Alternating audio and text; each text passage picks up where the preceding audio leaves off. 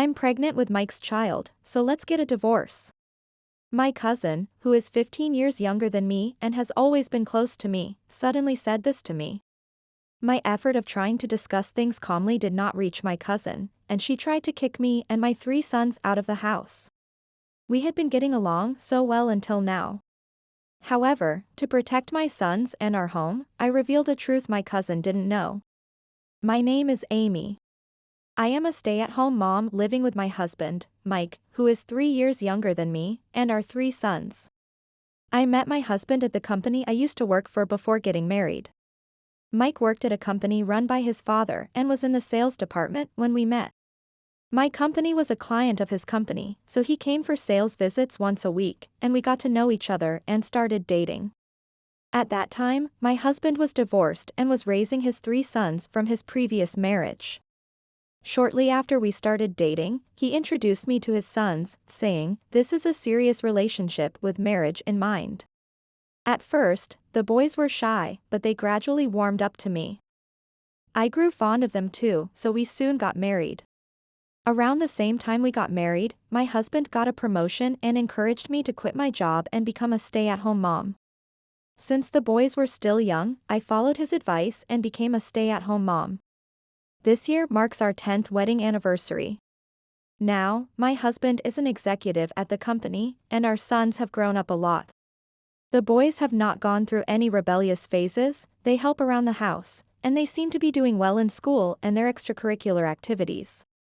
My days spent with my family were very fulfilling.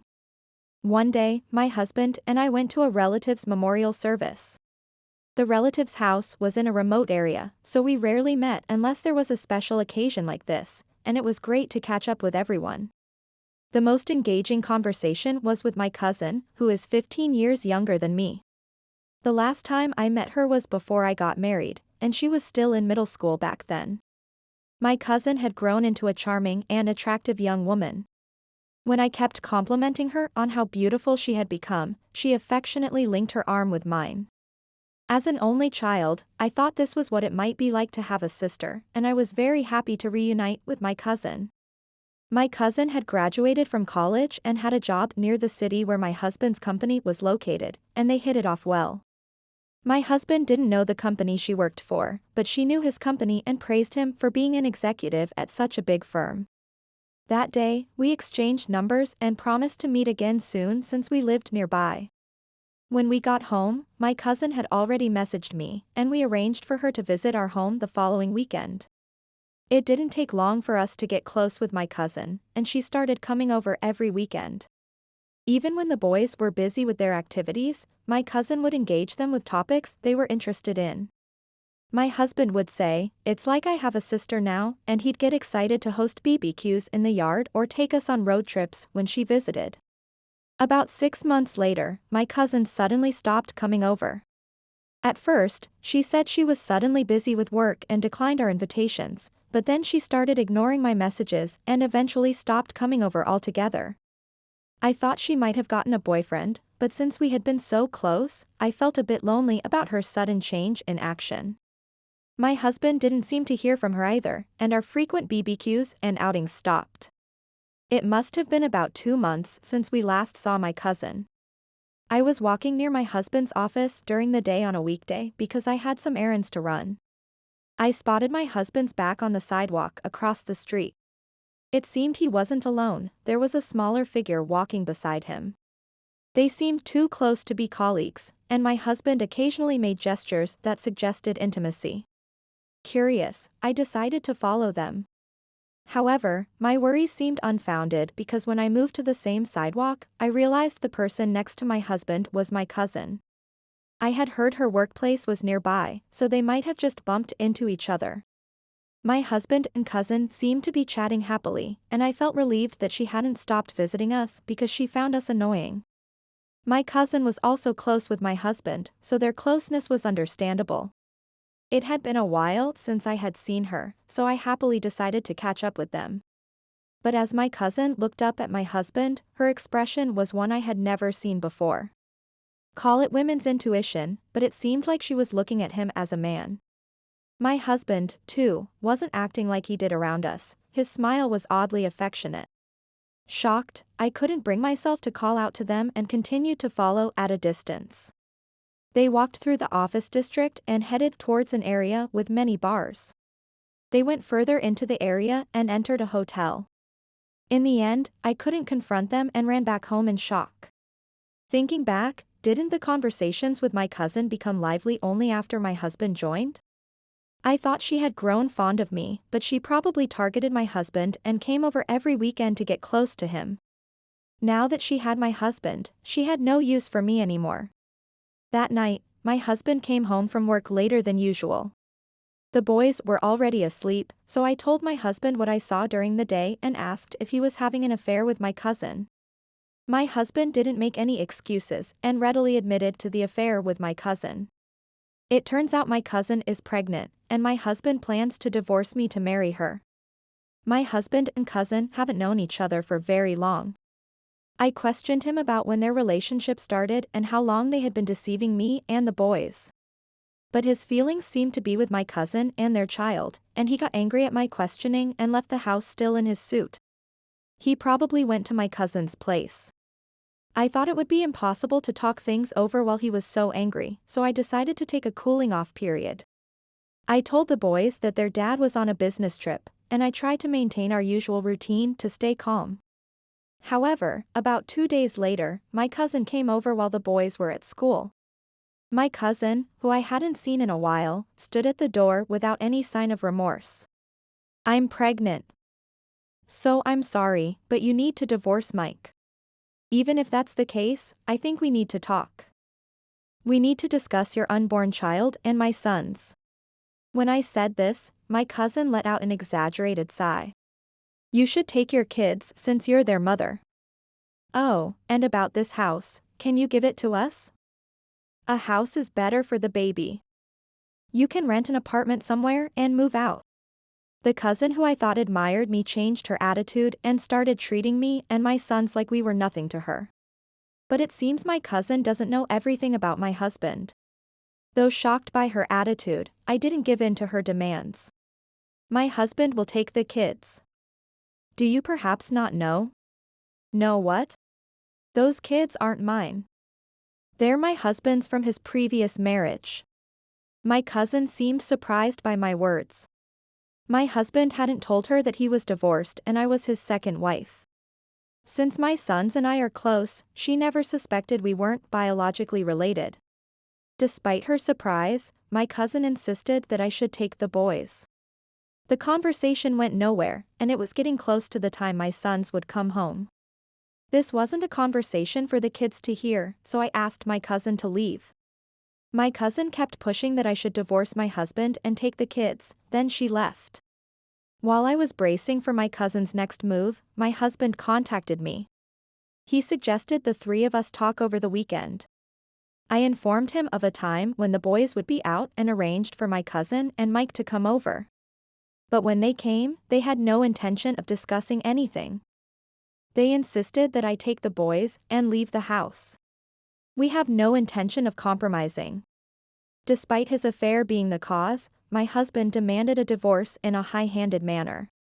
I thought we had been a happy family, but it seemed my husband had erased those 10 years of memories and was only focused on a new life with my cousin. I didn't want to part ways like this, but I realized I couldn't mend my relationship with a husband who only thought of himself, so I agreed to the divorce. However, I couldn't agree without setting my own terms. I told Mike that I would agree to the divorce on the condition that he pay alimony and child support. My husband seemed to latch onto the agreement part and quickly nodded, saying, "Of course." My husband often said the right things but rarely kept his promises. The ones who suffered most from this were our sons when they were little. He would tell them he'd take them out to play, but when it became inconvenient, he would pretend to be busy with work and leave the house. Seeing my husband's attitude now, I suspected it would be the same story, but I silently accepted the divorce papers he brought. My husband's part was already filled out, and once I completed my section in front of them, they celebrated in joy. My husband put his arm around my cousin's shoulder, and she rested her head on his chest. Feeling the full weight of their betrayal, I looked down, avoiding their gaze. After celebrating, my husband and cousin asked when I would be leaving the house. I didn't answer. Instead, I brought out something I had hidden under the table before our discussion began. Unaware that the envelope could change their future, they ripped it open with annoyed expressions and checked the contents. "Hey, what is this?" After reading just a little, my husband raised his voice. The envelope I handed him contained a report from a private investigator.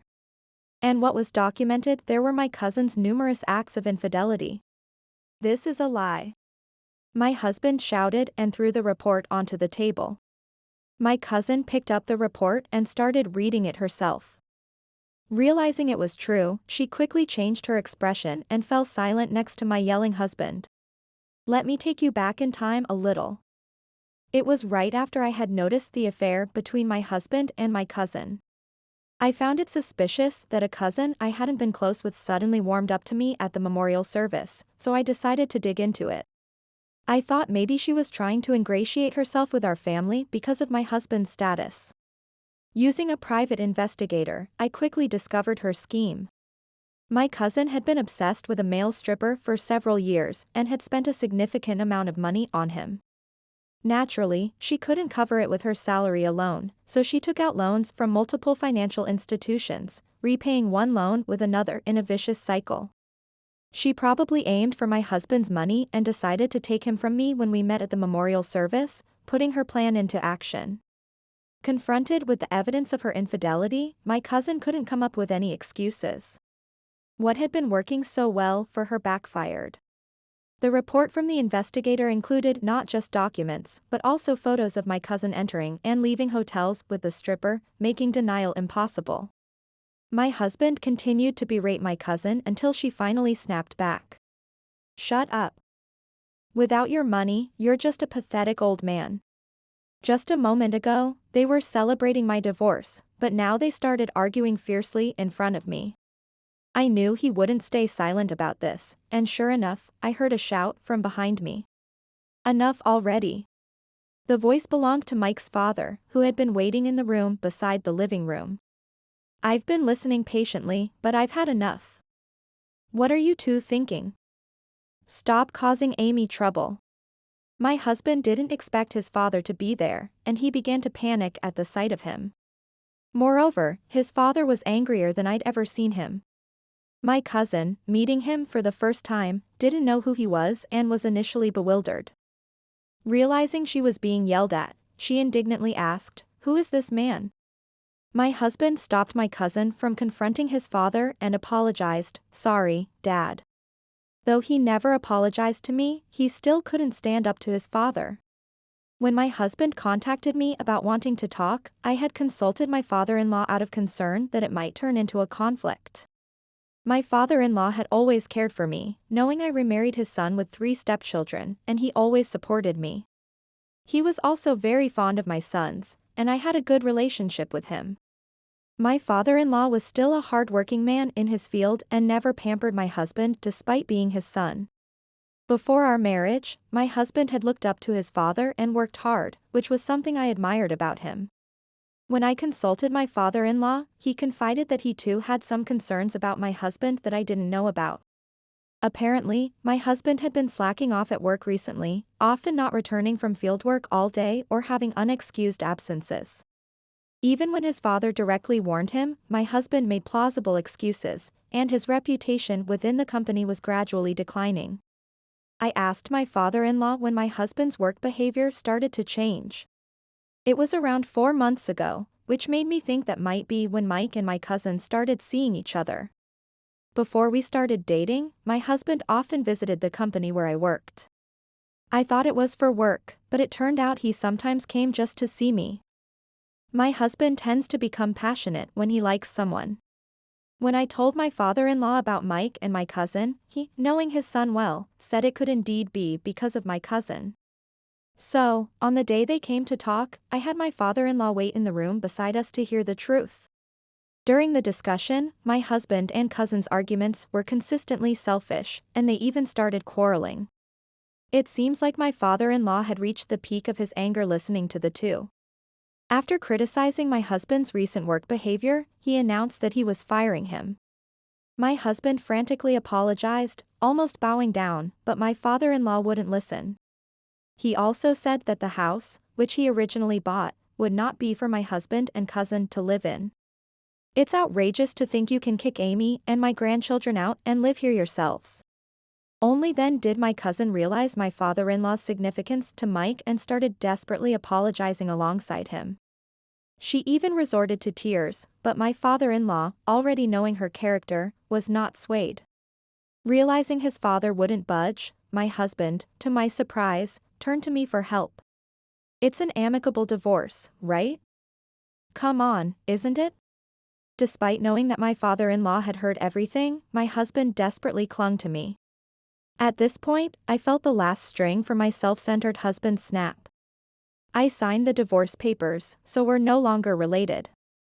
Please leave quickly with your new partner and sort out your issues on your own.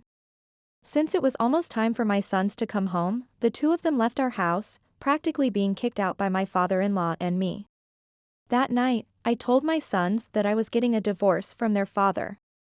I expected them to be shocked, but it seemed they had already suspected it, and they easily accepted our divorce.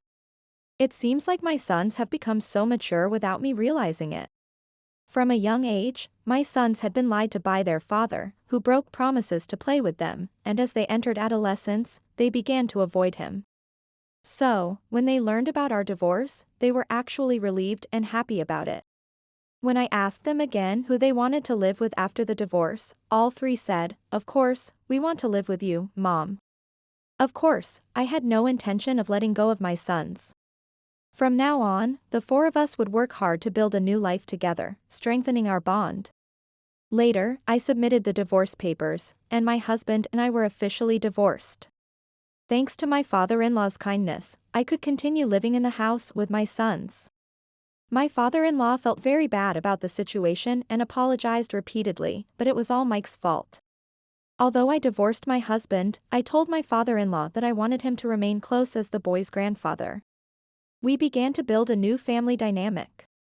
As for my husband and cousin, it seems they had a huge fight after they left, and turns out the baby wasn't his, so they ended up breaking up. Shortly after breaking up with my cousin, my husband called me and said, "We broke up, so let's get back together." Obviously, I'm not getting back with him. I blocked his number and informed my father-in-law. My father-in-law made Mike promise never to come near me or the boys ever again, and even decided to cut ties with his own son. My husband couldn't return to his parents' house, and I don't know where he's living now, but he does send child support every month, so he must be working somewhere. A mutual acquaintance once saw him and told me that he was so gaunt that he was unrecognizable and that he no longer resembled the man who once thrived in his father's company. As for my cousin, after breaking up with my husband, she told the stripper, the real father of her child, about the baby and tried to marry him. But the stripper rejected her, and she was eventually abandoned. When my cousin complained about it to her coworkers, the story spread throughout the company, making it uncomfortable for her to stay, so she quit and returned to her parents' home. Returning home revealed her affair with my husband to her family, and her parents, my uncle and aunt, immediately came to apologize to me. They had already decided to take custody of my cousin's baby, and after giving birth, she was going to move to a distant place where she would never see me again. As a final act of mercy, they arranged a live-in job for her, from which she would pay alimony to me from her salary. I wonder how long my cousin could endure such an environment. Once the commotion with my husband and cousin settled down, I started job hunting. I wanted to prioritize time with my sons, so I was careful in my search. Then, my previous company learned I was looking for a job and reached out to me. There happened to be an opening in my former department, and they said my experience would be helpful, so I started working there again. When I started working, my sons suggested we take turns doing chores, and we all began helping each other out. With the help of my father-in-law, we became closer than ever and enjoyed our new life.